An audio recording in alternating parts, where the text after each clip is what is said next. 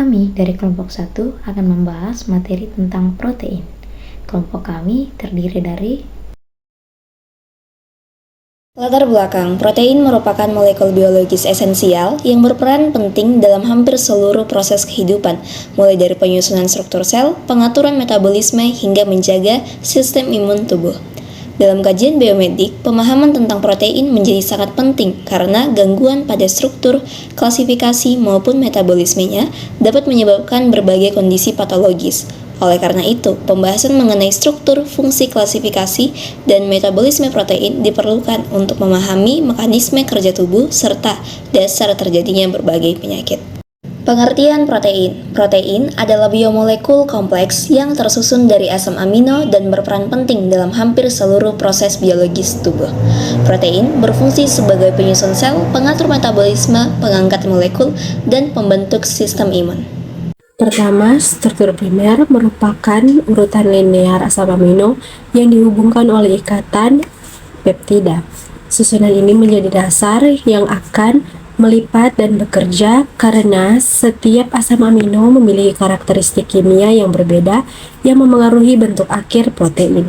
Kedua, struktur sekunder terjadi akibat pembentukan ikatan hidrogen antar gugus atom dalam rantai polipeptida. Dua bentuk yang paling umum adalah alpha helix dan beta sheet. Pola-pola ini membantu memberikan stabilitas awal pada struktur protein sebelum membentuk lipatan yang lebih kompleks.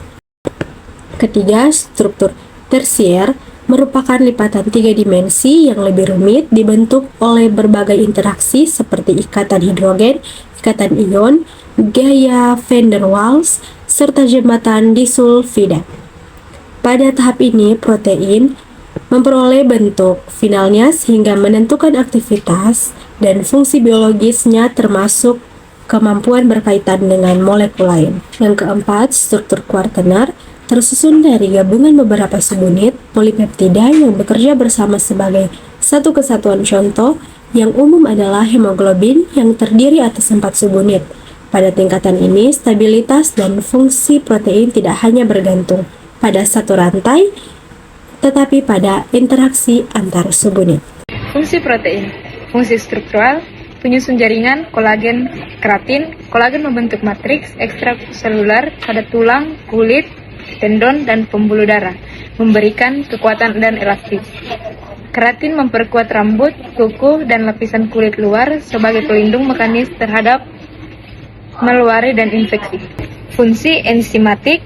Enzimatik mempercepat reaksi kimia tubuh. Protein enzim seperti amilase memecah karbohidrat, lipase menguraikan lemak, dan DNA polimerase mereplikasi DNA. Tanpa enzim, reaksi biokimia akan sangat lambat dan tidak mendukung metabolisme. Fungsi yang ketiga ada fungsi transportasi. Hemoglobin mengangkut oksigen dari paru ke seluruh tubuh melalui ikatan dengan gugus heme. Lipoprotein LDL, HDL mengangkut lipid dan kolesterol dalam darah yang tidak larut air. Transferin mengikat dan mendistribusikan zat besi ke jaringan. Fungsi yang keempat yaitu fungsi regulasi. Protein hormon mengatur homeostatis fisiologis tubuh. Insulin menurunkan kadar glukosa darah dengan memfasilitasi masuknya glukosa ke sel. Glukagon meningkatkan kadar glukosa dengan merangsang pemecahan glikogen menjadi glukosa. Tanpa regulasi ini, kadar gula darah akan tidak stabil dan mengganggu metabolisme energi.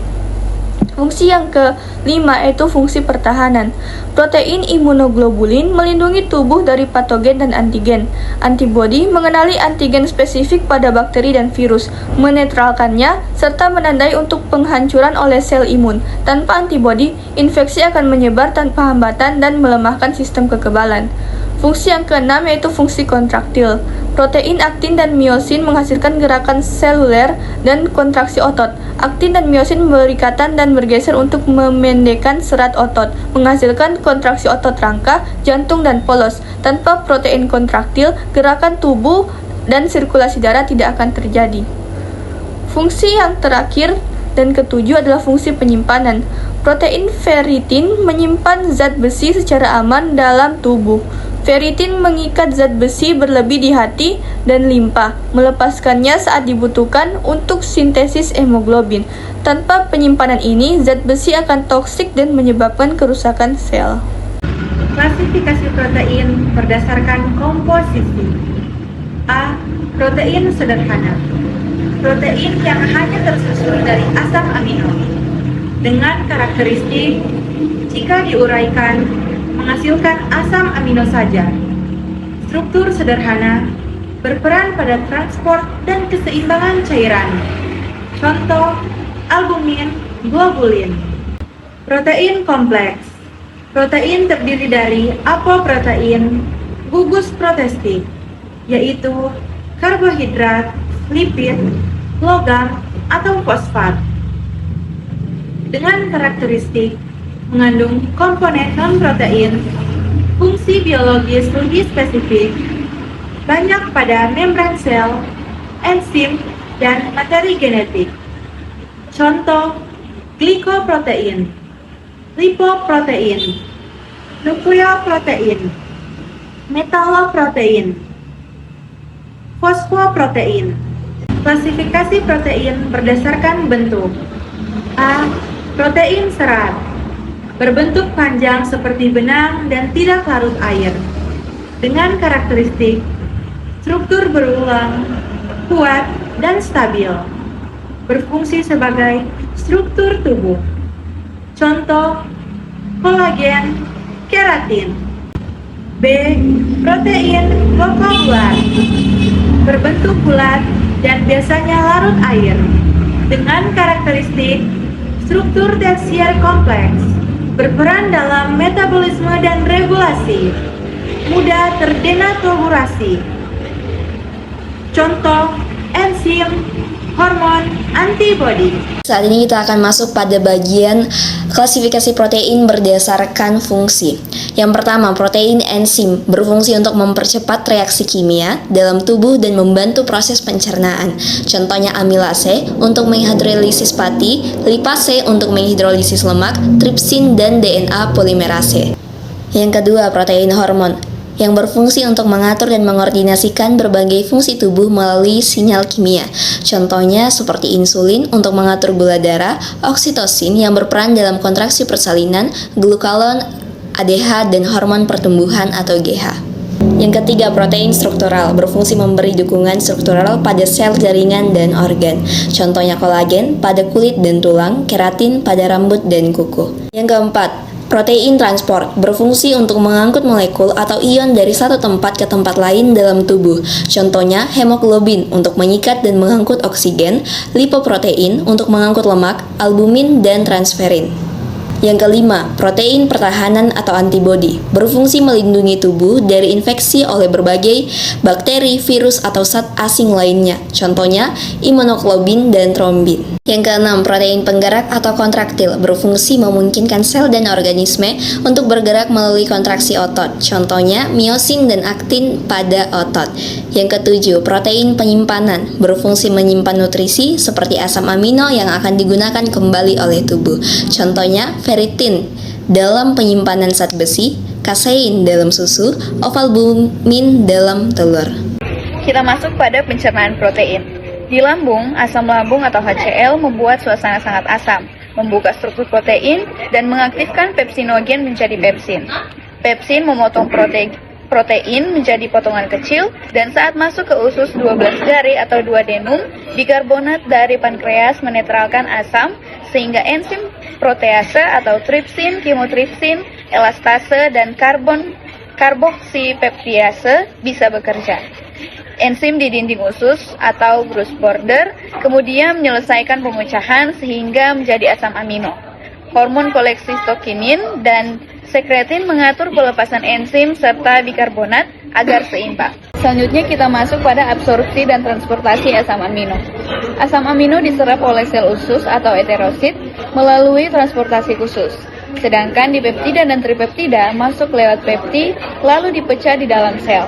Dari heterosit, asam amino masuk ke darah melalui vena menuju hati. Di hati, sebagian dipakai untuk membuat protein plasma dan sisanya dikirim ke jaringan lain seperti otot untuk kontraksi, otak sebagai bahan neurotransmitter, dan ke berbagai jaringan untuk pertumbuhan serta perbaikan. Metabolisme asam amino di hati terdapat 3 bagian. Yang pertama adalah transaminasi. Terdapat proses pemindahan gugus asam amino dari satu asam amino ke asam keto, berfungsi untuk membentuk asam amino non-esensial dan enzim utama yaitu ALT dan AST. Yang kedua adalah deaminasi. Penghilangan gugus amino dari asam amino menghasilkan amonia atau NH3 dan asam keto dan terjadi terutama di hati. Kemudian yang terakhir atau yang ketiga adalah siklus urea atau urea cycle. Mengubah amonia atau NH3 yang toksik menjadi urea. Urea kemudian dibuang melalui ginjal dan proses penting untuk detoksifikasi nitrogen. Kita masuk pada bagian keseimbangan nitrogen. Keseimbangan nitrogen adalah perbandingan antara jumlah nitrogen yang masuk ke dalam tubuh, terutama dari asupan protein, dengan jumlah nitrogen yang dikeluarkan melalui urin, feses, dan keringat. Apabila jumlah nitrogen yang masuk lebih besar daripada yang keluar, maka tubuh berada dalam keadaan keseimbangan nitrogen positif. Suatu kondisi yang biasanya terjadi pada masa pertumbuhan, kehamilan, atlet yang sedang membangun otot, atau dalam proses pemulihan. Sebaliknya, apabila nitrogen yang keluar lebih banyak daripada yang masuk, maka terjadi keseimbangan nitrogen negatif yang sering ditemukan pada kondisi malnutrisi, penyakit berat, cedera, atau asupan protein yang rendah. Pada orang dewasa sehat, umumnya terjadi keseimbangan nitrogen netral, di mana jumlah nitrogen yang masuk setara dengan yang dikeluarkan. Keseimbangan nitrogen digunakan untuk menilai status protein tubuh dan membantu menentukan kebutuhan nutrisi. Kita masuk pada bagian sintesis protein.